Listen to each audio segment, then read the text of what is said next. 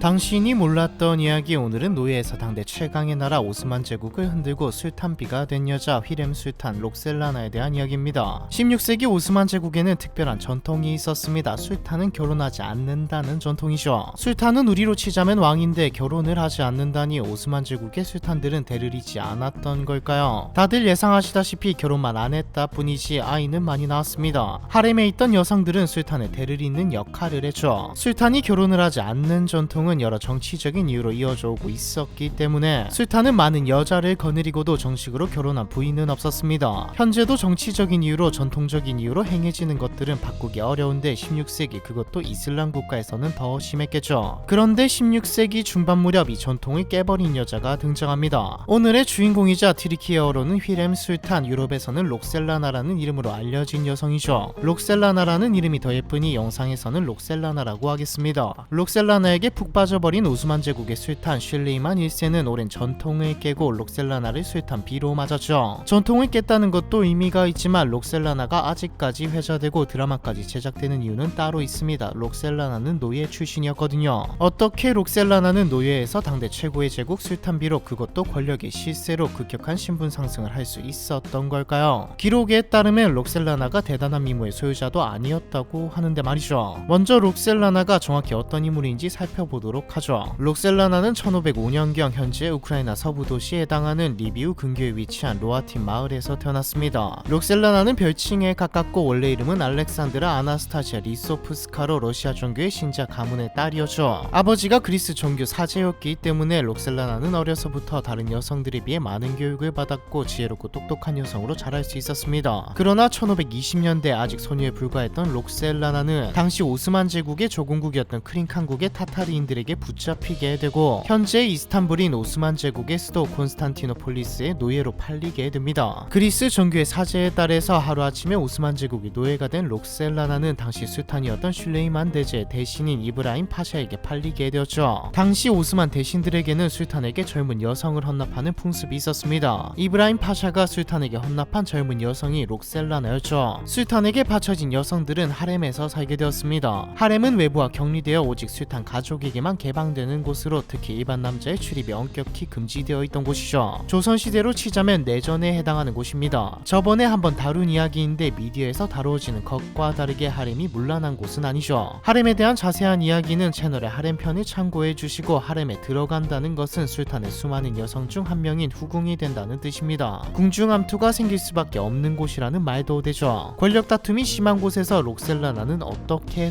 살아남았을까요? 사실 하렘에 들어왔다고 암투에 끼어들어야 했던 건 아닙니다. 어차피 노예 신분이기도 하고 앞에서 말했듯이 총애를 받아봤자 결혼은 못하거든요. 결혼을 하지 않는 전통 자체가 외척 세력의 정치 개입을 막기 위한 것이기도 했습니다. 이슬람 사회에서는 무슬림은 노예로 부려서는 안 된다는 규칙이 있었기에 노예 신분인 하렘의 여성들은 록셀라나와 같이 다른 종교를 가진 다른 지역 출신인 경우가 대부분이었죠. 하지만 록셀라나는 야망이 있는 여성이었습니다. 특출나게 아름답지는 않았지만 사제였던 아버지 밑에서 잘 교육받은 덕에 지적인 매력이 있었죠. 하지만 문제가 있었습니다. 사실 록셀라나가 하렘으로 들어오기 이전부터 이미 술탄의 총애를 받고 있던 마이데브란과 퀼팸 하툰이라는 두 여자가 있었거든요. 마이데브란과 퀼팸 하툰 모두 술탄의 자식을 출산한 데다 특히 마이데브란은 술탄의 사랑을 독차지하고 있었고 술탄의 어머니인 하프사 술탄의 지지까지 받고 있었죠. 마이데브란이 낳은 아들 세의자대 무스타파는 술탄의 후계자로 임명까지 된 상태였습니다. 큰일이 일어나지 않는 이상 무너지기 힘든 상황이죠. 그러나 술탄의 마음을 빼앗은 새로운 후궁 록셀라나가 등장하고 록셀라나도 아들을 낳으면서 권력의 판도는 완전히 바뀌게 됩니다. 록셀라나가 슐레이만 1세의 마음을 뺏은 비결은 앞에서 말했듯이 지적인 매력이었죠. 단순히 외모를 가꾸기에 바빴던 다른 하렘의 여자들과 달리 록셀라나는 정책과 주변국가의 정세까지 조언했거든요. 슐레이만 1세가 보기에 록셀라나의 조언은 상당한 수준이었고요. 술탄의 어머니와 록셀라나를 술탄에게 바친 재상 이브라임 파샤도 마이데브란의 아들 무스타파를 차기 술탄으로 술탄으로 강력히 지지했지만 술탄의 마음은 이미 록셀라나와 그녀와 낳은 아들에게로 기울어져 있었습니다. 결정적으로 1534년에 술탄의 어머니가 세상을 떠나면서 눈치 볼 사람까지 없어지자 술탄은 더욱 록셀라나를 위해 맹목적으로 굴기 시작하죠. 슐레이만은 어머니가 죽은 후 얼마 안가 록셀라나를 노예 신분에서 해방시켰습니다. 그리고 성대한 결혼식을 열어 록셀라나를 정식으로 술탄비로 지명했죠. 앞서 말했듯 술탄은 결혼하지 않는다는 오랜 전통이 있었기 때문에 엄청난 반대가 몰아쳤습니다. 전통뿐만 아니라 결혼을 하지 않는 실제적인 이유도 있었기에 슐레이만은 여자의 미친놈 정도로 여겨졌죠. 한 여성을 왕비로 두었을 때 여자의 친인척이 권력에 개입하는 것을 방지하려는 유목민적 습성도 있었지만 술탄이 결혼하지 않는 가장 큰 이유는 술탄이 죽기 전에 여러 아들 중 후계자를 지명하면 나머지 아들은 죽이는 형제 살해의 전통 때문이었습니다. 역사를 들여다보면 권력을 차지하기 위해 서로 죽고 죽이는 형제의 난이 곧잘 벌어지곤 합니다. 권력 다툼은 오스만 제국에도 존재했죠. 하지만 오스만 제국은 다른 나라들과 좀 많이 달랐습니다. 권력을 위해 형제를 죽이면 지탄받는 다른 나라들과 달리 오스만 제국에서는 왕위에 오르는 왕권을 강화하고 형제들의 권력욕을 뿌리째 뽑기 위해 이른바 형제 살해를 합법화했거든요. 이런 상황에서 만약 하렘의 여인들 가운데 한 사람을 정비로 두게 되면 후계자를 미리 정하는 것이 되어 형제들 사이에 권력 암투가 심해질 가능성도 있고 형제 살해가 아니라 권력 간의 전쟁이 내전이 일어날 가능성도 있습니다. 당장 마이데브란이 낳은 아들의 입장도 난처해졌죠. 원래 자신이 술탄의 후계자였는데 한순간에 엄마가 첩이 되어버렸으니까요. 슐레이만 1세는 간단한 해답을 내놓습니다. 죽여버리죠. 사실 록셀라나가 자신의 아들을 차기 술탄으로 만들기 위해 무스타파를 모험한 게 컸습니다. 록셀라나의 다음 타겟은